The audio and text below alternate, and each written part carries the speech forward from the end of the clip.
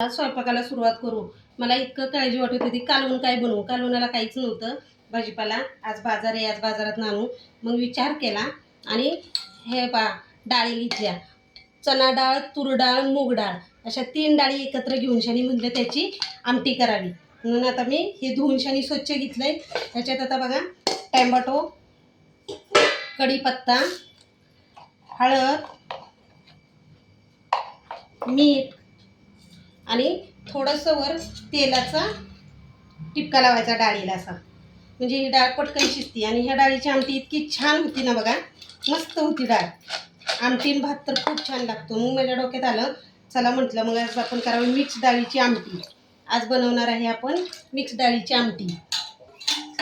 तांदूळ धुवून घेतले, ते डाळ धुवून घेतली ती. आता म्हटलं कुकर लावावा. ते पाहता आपण कुकर लावून घेऊया.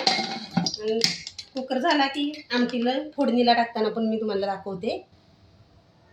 हे पहा आपला कुकर लावलाय. कुकर होईपर्यंत आता भाकरी करून घेते. भाकरी टाकते. भाकरी झाले की कुकर थंड झाल्यानंतर डाळ फोडणीला देऊ. भाकरी टाकून झाले आता आपण लसूण सोलून घेऊया डाळीसाठी. लसूण सोलून झाला. लसूण, खोबरं, जिरं टेचून घेऊया. हे पहा आपला कुकर तयार झालाय. मसाला तयार झालाय. चला आता आपण डाळ फोडणीला पटकन देऊन घेऊया.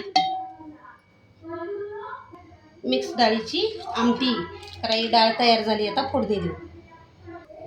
लसूण, खोबरं, जिरं हे आपण टेचलेल्याची फोडणी द्यायची. कढीपत्ता, तेल, तिखट, चटणी, मीठ. मसाला चांगला भाजला गेलाय, त्याला आता फोडणी देऊ. हे पहा आमटी किती छान झाली. फोडणी आपली झाली. चला मग झाली आपली मिक्स डाळीची आमटी. चला या जेवायला. पुन्हा भेटूया पुढच्या व्हिडिओमध्ये. बाय.